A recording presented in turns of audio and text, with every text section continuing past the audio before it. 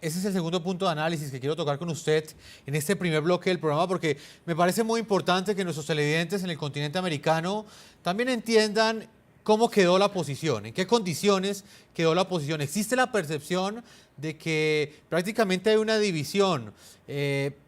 Maduro prácticamente se aferró al poder, consolidó un mandato que para muchos no es legítimo, una elección que para muchos no es legal.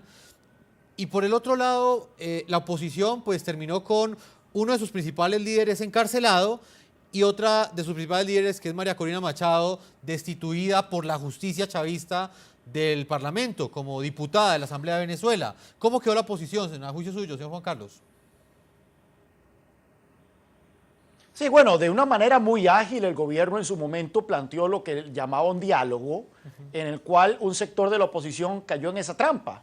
Cayó en la trampa, ellos argumentaban de que no podían seguirse acumulando muertos en las calles de Venezuela, y es una posición que yo creo que es respetable, pero que al final de cuentas terminó siendo contraproducente para la causa de la democracia en Venezuela.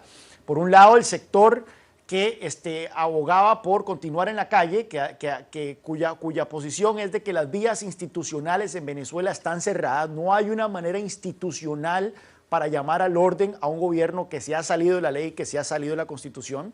Ese sector de la oposición, como usted bien dice, liderado por Leopoldo López, que actualmente se encuentra en la cárcel, María Corina Machado, que ha sido defenestrada como diputada, por Antonio Ledesma, el alcalde de Caracas, que se le han quitado muchísimas de sus funciones legales como alcalde.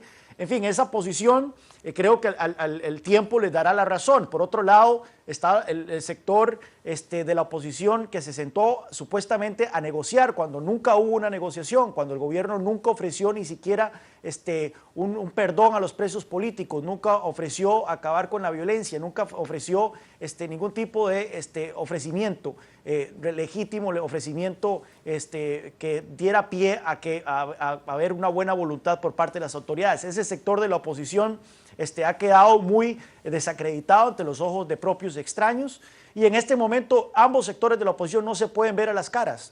Vemos constantemente noticias en donde las dos vertientes de la oposición se acusan mutuamente por el fracaso de estas protestas. Así es, Juan Carlos. Si podemos claramente incluso decir, de que hay más división en este momento dentro de la oposición que dentro del mismo chavismo, al menos de lo que se ve desde afuera. Juan Carlos, cifras oficiales entregadas por la Fiscalía venezolana indican que entre el 12 de febrero y el 30 de junio murieron en Venezuela 43 personas como consecuencia de la represión violenta de las manifestaciones. Las protestas también dejaron 878 heridos y 87 detenidos, de los cuales 3 son estudiantes.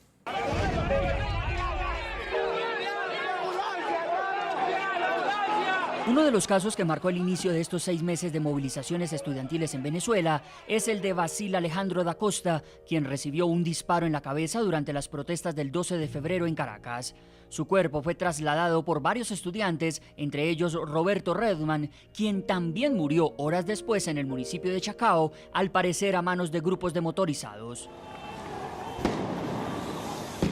Otro de los hechos violentos y considerado emblemático en la ola represiva desde el inicio de las protestas es el de Geraldine Moreno Orozco, una joven universitaria de 23 años de edad, quien murió víctima de ataques con perdigones en su rostro el 22 de febrero. Su familia acusó a miembros de la Guardia Nacional Bolivariana como los responsables. Ella se resbala, vienen unos guardias en unas motos, uno de que lo agarra, la tumba. El otro le dispara, él no quiere disparar, el que va adelante, y el de atrás le echó el primer cartucho y el segundo fue a quemar ropa en la casa. En el momento del ataque, Geraldine se encontraba cerca de una manifestación en el municipio de Naguanagua del estado Carabobo. Los sueños de convertirse en una profesional de citotecnología quedaron truncados. Era muy buena alumna, muy buena compañera, era una muchacha muy alegre.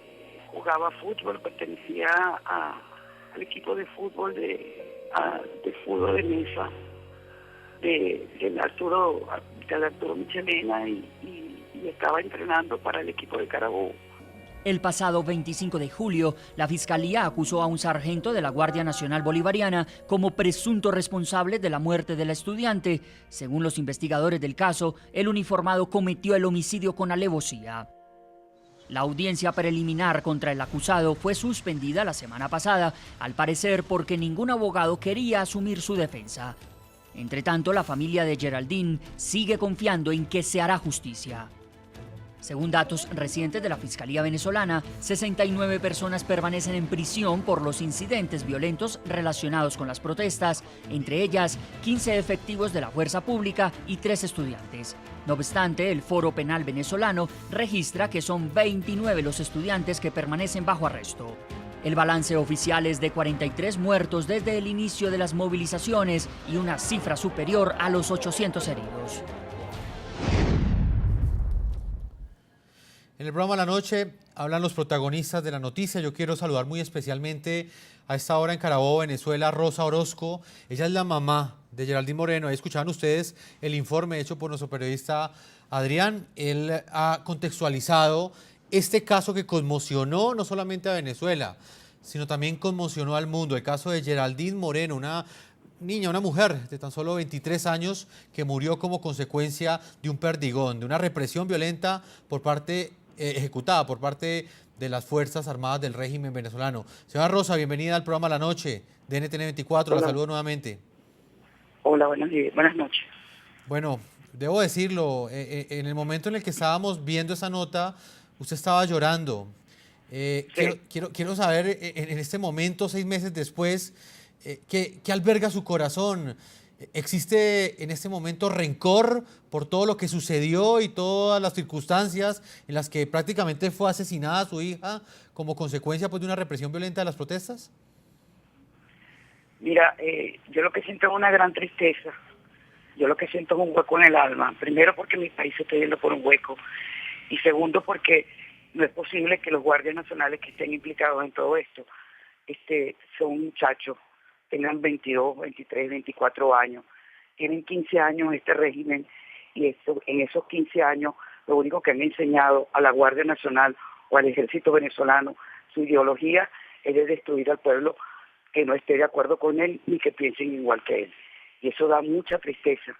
Y de verdad, lo siento por las madres de esos muchachos, que así como yo estoy sufriendo por el dolor que tengo, por la muerte de Geraldine, yo me imagino cómo se estarán esas señoras, las madres de esos muchachos. Señora Rosa, ¿qué ha pasado en el caso de su hija? Quisiera que usted misma le contextualizara a nuestros televidentes si ha existido o se ha dado algún viso de justicia para que este crimen no quede en la impunidad. Sí, los fiscales han hecho su trabajo. Los fiscales, aparte de los 2 primeros que fueron detenidos, que fueron García Franklin y Paola Barroso, que tienen cautelar con medida de presentación cada 7 días, porque a ellos le dieron la cautelar porque no fueron los homicidas, pero sí son cómplices. A los 2 que tienen ahorita detenidos es a Elvis Bonillas, que es el que tiene el juicio, la preliminar y el juicio el día 19. El día 19 da la casualidad que es el mismo 19 donde mi hija recibió los balazos de quemarropa en la cara. Y la audiencia es ese día. Le voy a recordar mucho a ese señor para que esté sentado frente a mí y le pregunte qué le hizo esa muchachita para que él hiciera eso, o qué es lo que a ellos les enseñan para que ellos hagan eso. Y el 4º guardia está ahorita detenido, que los 45 días deberían de concluir o el día 22 o el día 23, no estoy segura, para la presentación al tribunal donde la fiscalía se va a pronunciar por él. Y yo le he dicho a la fiscalía que están haciendo muy buen trabajo, que yo sigo manteniéndome, que son 25 guardias nacionales y son 25 guardias nacionales que van presos. Porque el día que a Geraldine, el día 19 de febrero, que a Geraldine le dieron el tiro en la cara, a las 11 de la noche, todo el destacamento sabía que Geraldine estaba grave en una clínica. Y todos lo sabían. Dígame. Quiero preguntarle precisamente por esos objetivos, por esos propósitos que tenía Geraldine y que la llevaron pues prácticamente a protestar, porque también ella tenía unos fuertes cuestionamientos contra el gobierno. ¿Qué pasó con esas consignas y esos propósitos, esas demandas que estaban haciendo los estudiantes, que hacían los jóvenes hace 6 meses? Hoy han pasado 180 días, ¿qué ha sucedido con todo esto? Bueno, yo estaba escuchando lo que estaba diciendo el señor que estaba hablando en este momento. Ajá. Y yo le voy a hacer una corrección de varias cosas. Aquí en Venezuela no se ha dejado la protesta. Aquí en Venezuela se está protestando.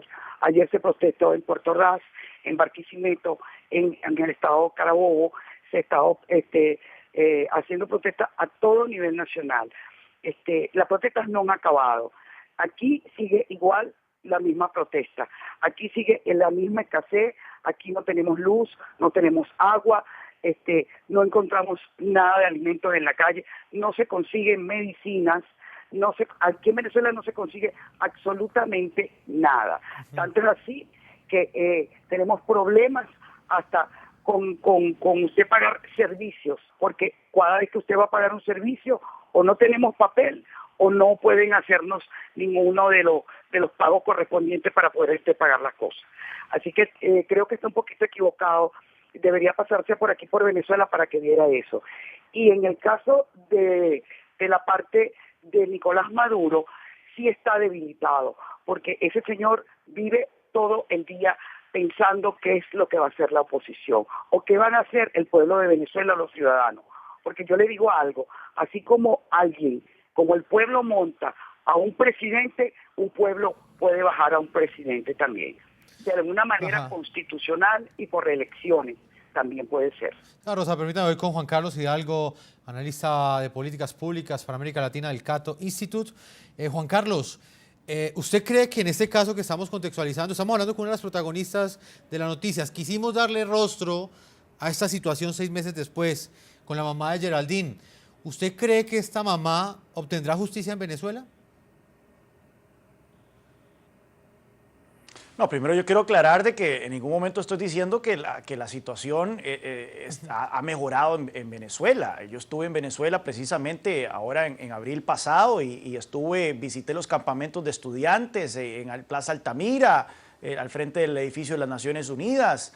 Hablé con los muchachos, participé incluso en una protesta por las calles de Caracas. O sea, yo no es que estoy desentendido de lo que está ocurriendo en Venezuela y sé muy bien de que la situación económica continúa igual o peor que cuando empezaron estas protestas. Sé que la escasez ha recrudecido, sé que la inflación continúa fuera de control y que los espacios los pocos espacios de ventilar las quejas y las protestas se han ido cerrando. Lo último ha sido la compra del diario El Universal en Venezuela por un grupo empresarial allegado al gobierno y que básicamente ha quitado ese que era el periódico más antiguo, el único de Venezuela, lo ha quitado de circulación como un medio de oposición y ahora solo queda básicamente el Nacional y Tal Cual y otros pocos medios impresos.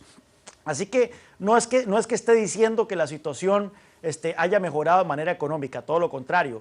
Lo que estoy diciendo es que el gobierno sobrevivió, todavía sobrevive. Esto no quiere decir que el gobierno vaya a seguir en pie dentro de 6 meses o un año, pero ciertamente la parte más crítica de las protestas pasaron. Esto no quiere decir que las protestas hayan desaparecido, pero el momento más incómodo para el gobierno pasó. Y hay un conjunto de circunstancias que explican esa situación. Yo estoy de acuerdo con la gente en que dice que las vías institucionales en Venezuela se han agotado y para contestar tu pregunta, Jefferson, en este momento no hay razón para esperar de que las víctimas reciban justicia. Sabemos que la justicia en Venezuela está capturada por el gobierno, responde a intereses políticos. Y bueno, todavía estamos esperando por la justicia de las víctimas del 12 de abril del 2002. A pesar de que ha pasado más de 10 años de esa tragedia, los criminales que asesinaron a decenas de venezolanos ese día continúan libres en las calles. Así que lamentablemente, mientras este gobierno siga en pie, no podemos esperar justicia para estas 43 personas que murieron en Venezuela Carlos, en estos meses. vamos a hacer una primera pausa comerciales, no sin antes leer algunas de las opiniones que nos entregan nuestros televidentes a través de las cuentas de Twitter que aparecen en la parte inferior de nuestra pantalla. La pregunta que le planteamos el día de hoy a nuestros televidentes: tras las protestas y la brutal represión del régimen, ¿Maduro terminó fortalecido o terminó debilitado? Vamos a leer algunas de las opiniones que hasta ahora llegan de nuestros televidentes. Greg González nos dice: el gobierno de Maduro empezó débil y está cada vez más débil, pero controlando todas las ramas del poder, nadie lo baja. Mafe Regas dice: debilitado está Maduro ante la comunidad mundial, al igual que los cómplices que respaldan sus abusos. Son las opiniones de nuestros televidentes. Cuando regresemos estaremos analizando también qué sucedió 6 meses después con la prensa. Otra de las principales víctimas de lo que fue esta represión violenta de las protestas en Venezuela. Hizo parte pues de esa censura que impuso el presidente Nicolás Maduro. Vamos a estar hablando con Rafael Poleo, quien es director y fundador del diario El Nuevo País y de la revista semanal Z. Ya regresamos a la segunda parte de este programa La Noche. Ya regresamos con La Noche.